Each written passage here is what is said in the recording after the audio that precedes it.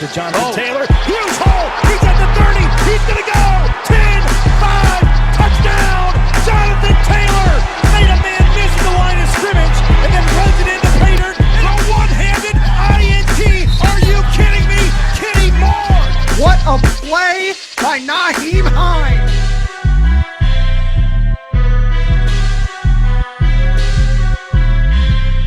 Horseshoe is back, baby. The horseshoe is back. What is going on, Colts Nation, and welcome back to another episode of the Bring the Juice Colts podcast. Cody Felger here, Michael Burgess as well, right beside me here. Michael, it's been a minute, man. How have you been? I know your schedule's kind of all over the place, but glad to have you back, man. Yeah, man, it's been good. I've had a good New Year. I guess it has been since the New Year. It's been a very long time since I've been back here, but I've been good. I've just been, working as much as I can, doing whatever I can around the house, at home, dealing with some pets, dealing with some family stuff. But I'm feeling good, man. I'm ready for a really exciting offseason. Yeah, it's crazy. Nothing has happened yet, and there's been all these rumors flying around. It's been absolutely nuts. So I'm really looking forward to seeing what happens with the Indianapolis Colts. And I kind of wanted to continue in that whole idea of free agency. So I have an article pulled up from Pro Football Focus, PFF.com. Basically, this guy is projecting some potential 2021 cap casualties and kind of looking at some of these guys who could potentially be released and kind of talking about, okay, would we want this guy on the Colts? Would we not want this guy on the Colts? Like I told you off air, Michael, we're not going to get into like contracts and what exactly all we'll think there. We're just going to say strictly from a player standpoint with where they are in their career, with what the Colts' needs are. Would it make sense for the Colts to potentially pursue one or multiple of these players? So we'll start with they kind of broke it up by like different tables, right? And they had the first table of guys that they think most likely will be cut. Some of these guys have restructured their contracts with their respected teams in preparation of being cut.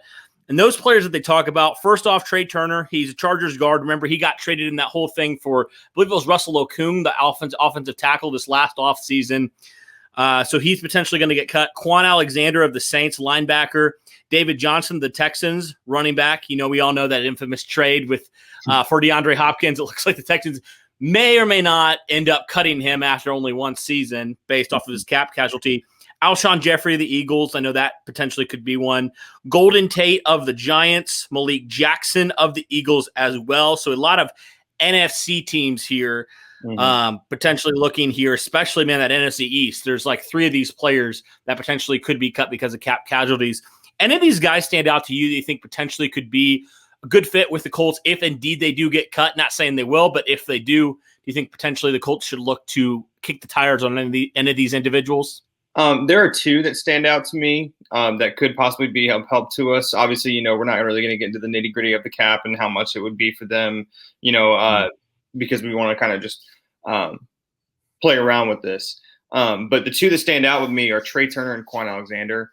I mean, obviously, we lost Anthony Costanzo, our starting left tackle, and there are rumors and there are like swirlings of people saying that maybe we move Quentin to left tackle or we move someone else to left tackle, maybe Braden Smith to left tackle. But if, we were able to move Quentin over to left tackle, I mean, why not bring Trey Turner in? Someone who's a veteran, someone who's been at both AFC and NFC, been able to see and play for a lot of different teams. He played in the Super Bowl with the Panthers in 2015. So he's a very good veteran, and I would love to see him on our line if by chance Quentin were able to move, or maybe even Trey Turner were able to go out to tackle, something like that, wherever the best fit would be, And then it looks to me like we're not going to be able to sign Anthony Walker. It looks like we're probably not going to re-sign him at least. Let him hit free agency. Maybe someone will pay him. He deserves the money he's going to get.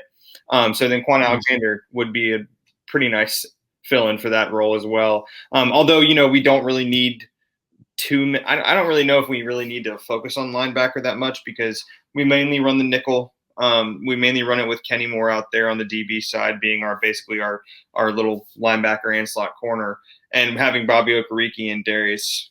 I mean, that's one of the best linebacker tandems in the league. So Quan could be maybe too expensive for that, but he'd be a great veteran as well. So those are the two that stand out. Okay. I mean, I'm interested by Alshon Jeffrey and Golden Tate just because we know there's a need at wide receiver potentially. And we know that Frank Reich and Alshon Jeffrey know each other from their Philadelphia days. Right. So potentially I could see that happening if the Eagles do cut him. The Colts maybe take a chance on Alshon Jeffrey. I could maybe see it happen. I wouldn't be the craziest about that. I wouldn't want to. I'd probably sign him to a pretty modest deal, team-friendly type deal. Like see if you can get some stuff of, early Alshon Jeffrey out of him, right? And then Golden Tate's just been a solid receiver his entire career, so I wouldn't mind that as well from a stability standpoint. But none of these guys, except for Trey Turner, really are like, yeah, I would love that. I mean, Trey Turner's still fairly young. I believe he's in his late 20s now. He's always been a quality type of guard. He's not a world beater. He's not a Quentin Nelson type of guard by any stretch, but he's a solid player. I think he could be a solid left guard, especially, if you do move Quentin Nelson to left tackle.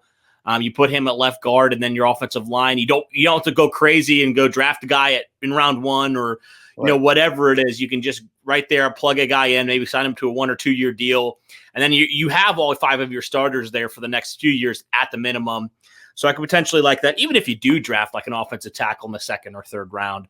I could still see them potentially, just bringing him in. I would like that as well.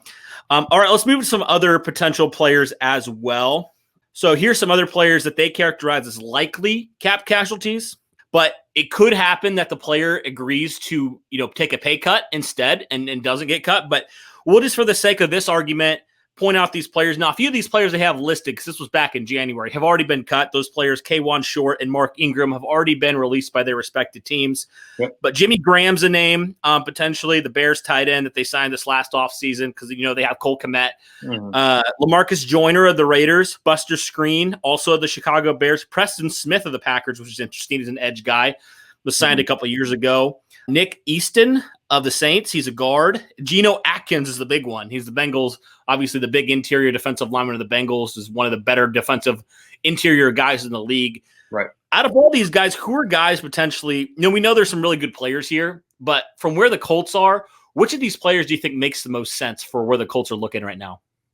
For me, man, I feel like in today's day and age, the passing league that the NFL has become, you cannot get enough good DBs. So LaMarcus Joyner's really standing out to me out of those guys.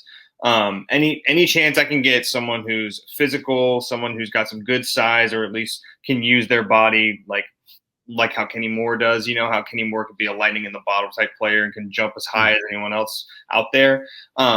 I'm fine with that. I'm fine with getting more DBs on that side. And LaMarcus Joyner did play fairly well for the Raiders. I can't remember if he was hurt a little bit, but I know that he was playing at least solid while Jonathan Abram was out and while they were having a lot of different DBs kind of rotate in and out. So I would like him. He's a veteran. He played in the Super Bowl with the Rams.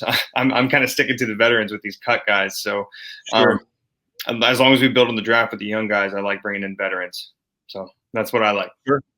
Yeah, no, that makes sense. I wouldn't mind, like you say, you can't ever have enough DBs. I feel like you can never have enough pass rushers either. So Preston Smith intrigues me because a couple of years ago, I haven't looked at his 2020 stats, but I feel like it wasn't like world beater type of things. It never really has been. But the season before that, he played pretty well along with Zadarius Smith. So potentially could see them taking a flyer on a guy like him, not going to command a whole lot of money, but I wouldn't mind that either. Geno Atkins, you just got to mention him. Like, I know the Colts don't really have that need there, but I feel like this guy can play anywhere. So if you can play at defensive end, I wouldn't be mad about that. But yeah, in terms of his position, the Colts don't really have a position of need there. But yeah, I agree. I think those two guys specifically, Preston Smith and LaMarcus Joyner, both stand out to me. Don't really have a major need. Jimmy Graham's not really an upgrade from anything you have at tight end right now, in my opinion. No. So, yeah, I agree with you there. Here's some other surprise cuts. Now, these probably are the least likely to happen, I would say, out of any of these guys, but I'll just read some of them. Bobby Massey, they have them for all the different teams here. Chicago has Bobby Massey, right tackle. Green Bay, Christian Kirksey, which is interesting. The Texans, Benardrick McKinney. The Titans, Adam Humphries. The Texans, Duke Johnson. So they potentially could release both their running backs there. Browns, David Njoku. The Vikings, Riley Reif. Seahawks, Carlos Dunlap. 49ers, Jimmy Garoppolo. Raiders, Gabe Jackson. Chiefs, Anthony Hitchens. Buffalo Bills, Mario Addison. Marquise Pouncey they had for the Steelers, but obviously he is retired. Cleveland Browns, Odell Beckham, which is a big one. The Broncos, Jarrell Casey. Falcons, Allen Bailey. Bengals, CJ Uzomah, he's a tight end. Buffalo Bills, another tight end. Tyler Matakovich, probably butchered that one. The Falcons, Ricardo Allen is a safety.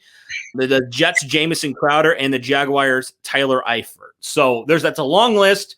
Any of these guys that stand out to you, if they're cut, you're like, Colts, get on that immediately. 3 that like immediately stood out to me were Jamison Crowder, Jimmy Garoppolo, and Odell Beckham, of course. If Jimmy Garoppolo gets cut, I don't know what the Niners are doing. Like, obviously, the Niners are probably going to go to the draft for a QB or maybe trade for Deshaun or something like that. I think it has come out that Kyle Shanahan or John Lynch did say that unless they're able to get Deshaun or in the running for him, they're not going to get rid of Jimmy. So this definitely might be a surprise. So then Odell, I would absolutely love Odell. I think he would be a fantastic number 1 for us. I think bringing him into our locker room too, I think would be totally fine. I know people understand or people think that he was a diva. He still can be. I get it. But his ability and his talent and his just big playability alongside Jonathan Taylor, hopefully T.Y. Hilton still, Michael Pittman Jr., hopefully Hunter Henry or Zach Ertz, one of the new tight ends that we get. Like I'm just that would be incredible if we could get him. So they're definitely the ones that stand out. I hope I didn't. Those are the easy ones though too. So after years, I got to try to find one that could maybe fit in with us as well. Yeah, for sure. I'm trying to pull it up. I do like Jamison Crowder as well. I feel like he's just had not a fair shake with the Jets, had some injuries as well. David Njoku stands out to me, though. I mean, if you're looking for an athlete at tight end, I know there were some discussions last offseason before the season started. Should the Colts trade for David Njoku? He requested a trade. Obviously, nothing really happened with that. So I could see potentially him as well. Yeah, I mean, none of these guys are like, boom, oh my goodness, like except for maybe Odell, that you're like, oh, for sure you plug him in, he's going to make an immediate impact, no doubt. There's all concerns with all these guys, right? There's a reason, like Chris Ballard said, these guys are moving to a different team, right? Their teams are moving on from them. Right. So I agree with you there. Well, that's it for the article. Let us know, guys, in the comments. It wasn't a super long video. Like I said, we weren't going to go into specifics of the contract we would give them or anything like that. What do you guys think? Are there any of these guys that I listed that you think potentially could be some good fits for the Indianapolis Colts if indeed they do get released? Now, there's some of these guys who have already retired or been released, but if any of these other guys get released, who are the guys that you're hoping get released, and who are the guys you're hoping the Indianapolis Colts would pursue if they do get released? Let us know in the comments below. For Michael and myself, thank you guys so much for tuning in, and as always, go Colts. Go Colts. Go Blue.